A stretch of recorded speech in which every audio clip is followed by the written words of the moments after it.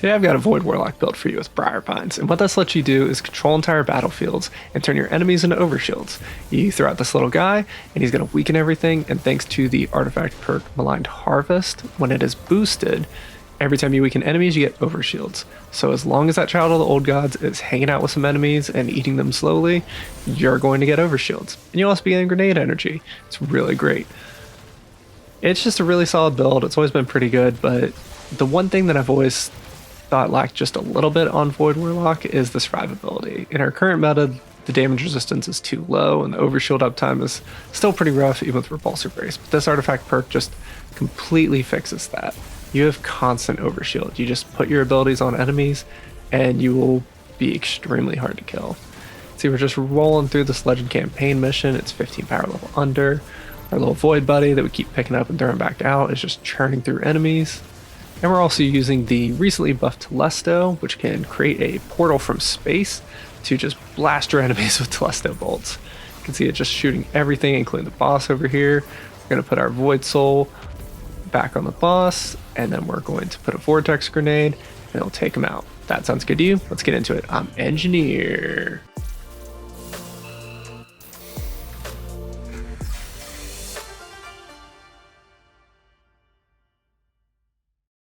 I like to do a build overview. So our goal for this build is weaken everything, lock down areas, and deal damage over time.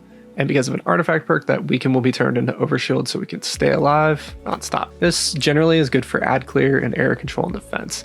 It needs a constant stream of ads to basically eat.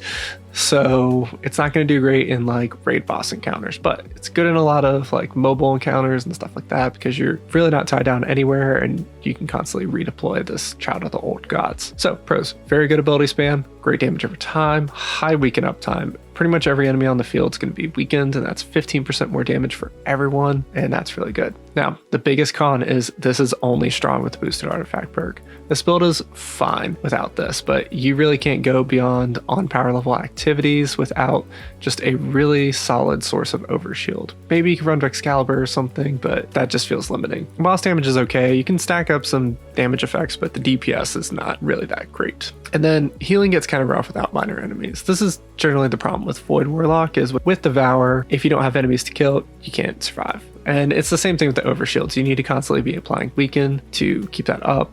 There are some ways with bosses, we'll talk about that some, but that's just kind of the weakest point. Still, overall this build's super fun. You can just kind of stand there and tank everything if you have this going, and it's just great. At first I was a little bit wary of this because I'm like, oh, it relies too much on the artifact perks, but then somebody I was talking with was like, season's going to be here for months, take advantage of it, enjoy it while you can, because there's not much point to worry about it otherwise. So let's get into it. First, let's talk about our exotic. This is Briarbinds. It requires Lightfall, and you can get it from Vex Strike Force or Rahul's Precision Focusing. So before we get into the details of it, let's talk about Child of the Old Gods though. Child of the Old Gods, when you deploy your Rift, will create a Void Soul. We call this, for short, just the Child sometimes. Some people call it CotOG, but whatever works for you. Once you cast it, you have a Void Soul and it will hang out with you for 25 seconds. And then when you shoot at an enemy, it will deploy and go over to them and create a draining field. And that field will weaken enemies every 0.7 seconds. And then it'll give you something else periodically. For healing rifts, it's 4% grenade and melee energy, or for empowering rifts, it just restores a little bit of health. So you can kind of pick between those. I'll talk more about that in just a minute. Enemies in the draining field are killed, you also get class ability energy back, which is really cool. So it kind of self-sustains that loop as long as you are consistently getting enemy kills in there. Now, what does Briarbinds do? It lets you repick that Void Soul back up and redeploy it so you can keep using it. It makes it last 55% longer, which is really good. And then it will also let it work its way up to 100% increased damage. And all it needs to do that is it needs to score 6 kills just once. It doesn't have to keep being reapplied, but once it's got 6 kills, it will be doing double damage. Really solid, cool exotic. It's a really fun gameplay loop. Just talking about some more. So Child of the Old Gods has 2 fragment slots. As I said, let's redeploy it. When it is out, with Briarbinds, it lasts for 14.3 seconds, which is a pretty good amount of time, but just keep it in mind because you want to pick it back up so you don't lose it. One thing to note on deploying it is that if your shot that you're trying to deploy it with kills an enemy, it won't deploy. So like you're using a rocket sidearm and the enemy is just instantly killed because it's a red bar, it's not going to deploy. So I generally like keeping like an auto rifle on deck just to tap enemies. And with this episode, that kind of works out well with strand synergy. You can juggle several of these. I've had 3 going at once. I think you probably could get to 4 if you really work at it, but honestly, it gets a little bit rough to do. I usually don't juggle more than 1. One thing to note too is that multiple Child of the Old Gods or children do not stack damage if you put them on one enemy. So there really isn't a lot of benefit to stacking a lot other than just covering a lot of different areas. Because it can double its damage, I generally recommend you focus on 1. Just make sure you focus on that, keep track of it, redeploy it, and then you can also just have an extra one out there that you just throw out to random other crowds of enemies to keep them busy, and that's just kind of an extra benefit of this. For your class ability, I mentioned that whether you take Healing Rift or Empowering Rift provides different benefits. To me, Healing Rift is absolutely the way to go. Healing Rift will heal you more than what the Empowering Rift healing does, and it gives you 4% grenade and melee energy every 1.4 seconds. That's really helpful. The one time I think the Empowering Rift might be good is if you could have 3 of your Child of the Old Gods out hitting different enemies, but it's just really hard to pull off and it's not a lot of benefit. I want to dive just a little bit deeper on our main artifact perk here, and that's Maligned Harvest. You need to boost this. If you don't know how to boost this, you have to get to rank 12 with the Act 1 Heresy vendor. There are 2 reputation tracks with Heresy, so keep an eye on that, but you just want to make sure you get to rank 12. You collect it, and you have to collect it on each character from the Taken Thing in Eris's apartment. And then you need to have something active in your Tomb of One. It can just be focus a weapon, no specific weapon, and just use a little bit of resources on it. But you just need that up at all times or the boost does not work. And this is really crucial because every time you inflict Weaken, you get Void Overshields. Testing's still ongoing. It looks like there's about a small, like 1 second cooldown on this. Like you'll see some gaps in your Overshield, but you get quite a bit over time. And the best thing in this build is that Weaken over time effects like Vortex Grenades or Child of the Old Gods will trigger each time Weaken is applied, working around that cooldown. So you're getting a lot of Overshields pretty quickly. You can get up to full Overshields very fast with this. So one other thing to note is, well, I did just say you don't want to run too many Children of the Old Gods out there. Having them on multiple different groups will both provide Overshield at the same time. And you can also stack up Child of the Old Gods and a Weakening Vortex Grenade on the same enemies, and both those will provide Overshield. So pretty solid there, just for more survivability if you need it. Our other aspect, we're going to take Feed the Void, which also has 2 fragment slots. This gives us Enhanced Devour, so we get a full heal every kill, and we get between 15 and 40% grenade energy on kill, depending on the level of the enemy. For your super, either Nova Bomb works great. I kind of like the Vortex one just because we're doing a lot of Vortexes here. For your grenade, Vortex grenades are better if you're trying to get Weaken on the grenade as well. And generally it's pretty fun too because you can throw it into the weakening field and it will keep those enemies pulled in there so they just keep taking damage from the child. If you want something with a little bit faster cooldown though, magnetic or scatter grenades have a shorter cooldown and thus a higher flat gain factor of 75% versus Vortex's 50%. And then for our melee, we have to take Pocket Singularity because it's the only option we have, but it's not bad, especially with enemies grouped up, to just throw some volatile in there. Moving over to our fragments, Echo of Harvest will give you orbs on weakened kills, and we are weakening constantly, so that's just a really solid loop. Echo of Persistence is going to give us longer duration on Devour and Overshields. We get 50% duration on both of those, and that's very helpful as well, just to keep up the survivability. And then I've generally decided to take a slightly more fun fragment here, and that is Echo of Expulsion. So any void ability kills will cause explosions, and it just really churns through enemy groups faster. If you're doing harder content, you might want to swap this one out. And then Echo of Reprisal will give you straight super energy whenever you are surrounded by enemies and secure kills. This is pretty rare. There are actually no other fragments in the game that give super energy directly. They just give orbs usually, so bear in mind.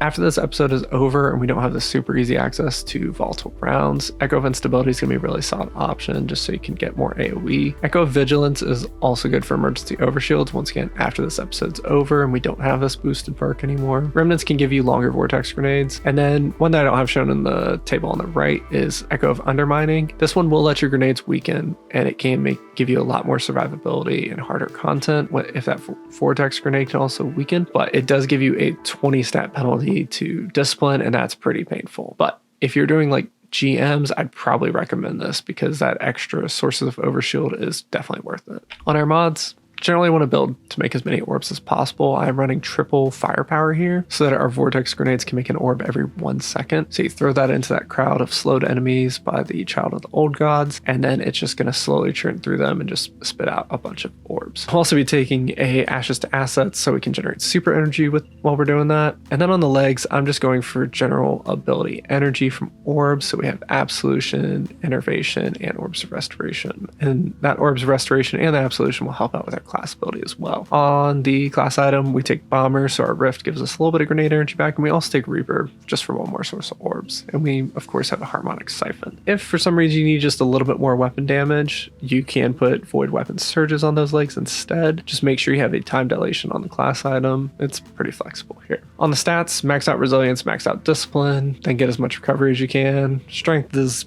kind of whatever, and just get Intellect at 30. Talking about the rest of our artifact mods beyond Maligned Harvest, we want to take Volatile Marksman in column 2. It's free volatile rounds when you get rapid void weapon kills. Unraveling Orbs will give you unraveling rounds every time you pick up an orb of power, which is really great, just extra AoE on top of all this. In column 3, there's not a lot of very great options. You can take Elemental Siphon. If you boost this when you pick up Void Breaches, you will get more super energy, and that can be a little bit helpful just to get that Nova Bomb back faster. In column 4, that's where Maligned Harvest sits, so definitely get that and boost it. And then we also have Horde Shuttle, which will give you free Threadlinks when you get weapon damage on unraveled enemies, which is once again pretty easy to do. And then I take Dreadful Finisher just because if you do a finisher, it'll give you a little bit of extra ammo for your special weapons. Lastly, in column 5, we have Void Flux, which will give you extra volatile when killing weakened enemies, and we have Limit Break, which will give you 30% more Nova Bomb damage when you have Overshield or Devour, which is just free extra Nova Bomb damage.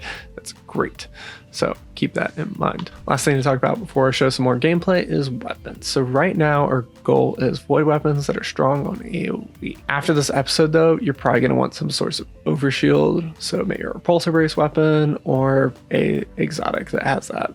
So right now, my favorite weapon for this build is Telesto. Has a cool new catalyst. It does really solid damage and a lot of explosions. And with the volatile artifact perks, it just has crazy AoE. Now, after this episode though, your best exotic is probably gonna be Excalibur, because this gives you very free overshields. It's a really solid glaive and it does great damage, and it does more damage when you have overshields. Now, for some reason you don't have these, or you want a primary exotic, then Graviton Lance still remains amazing. Really just no issues with this. It will churn through groups really easy, and it lets you deploy that Void Soul from pretty good range because it's a long-range pulse rifle. If you're using legendary weapons, my other favorite weapon is Lotus Eater, which is the recent Nightfall weapon. It's a rocket sidearm, but you can get this with Strategist and then either a damaging perk or destabilizing rounds. And Strategist really gets you really high rift uptime. If you want to get a lot of these Void Souls out on the field, you can definitely do that with that. We also have a new bow in Heresy Act 2 called Anamnesis, and it can roll some really great perks too, so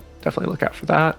And then Crucible has a heavy burst pulse rifle named Joxer's Longsword, also with really great perks, but you just need to sort through a lot of potential options because it's a core playlist weapon. And then the last one I'd mention is VS Velocity Baton. This is from Vesper's Host and it is the Area Denial Grenade Launcher, and it can make a lot of orbs with the Attrition Orbs perk, but you can also get it with Repulsor Brace or Destabilizing Rounds or Demolitionist just to really boost that gameplay loop. Now, as I mentioned earlier, we can get unraveling rounds very easy thanks to artifact just by picking up an orb. So in your Kinetic Darkness slot, definitely take a Strain weapon. I like an auto rifle or something because I just kind of use it to deploy the Void Soul, and then it also just adds some unravel in, and then the Void Soul comes in and just spreads that unravel over the groups.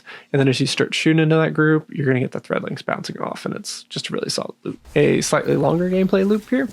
So this is the opening of Contest of Elders. I'm just doing it solo, but it's a kind of frantic arena with a lot of enemies, and I found it's good for testing builds like this, just for survivability and general ad clear and a little bit of boss damage. So you can see here, we're just getting shot from so many different directions, but still hanging in strong. As long as that Void Soul is out on the field, it's going to churn through enemies and just create a lot of overshield. Just always want to deploy it on a group as much as possible, but keep track of it because you want to keep that double damage on it. Telesto bolts are really fun. They do great AoE, and even if you miss, those bombs are there for later so other enemies can get hit by them. You can see that Catalyst perk there with the Void from the Sky. It's really fun and does some really solid damage.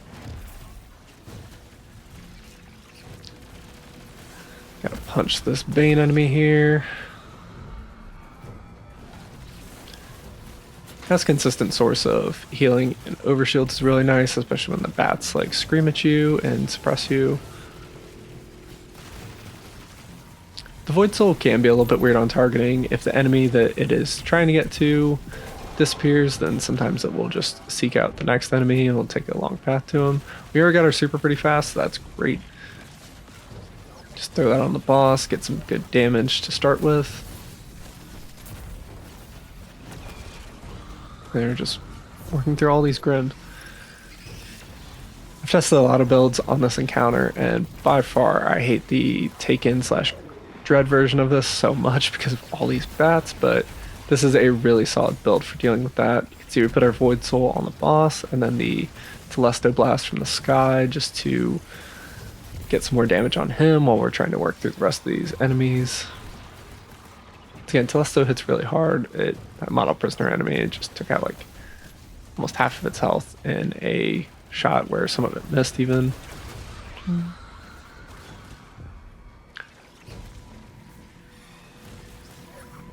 Boss is already down to half health just from the stuff we've thrown at him already. Finish off this last enemy. Not quite enough for another super, but that's okay. Void Soul's weakening.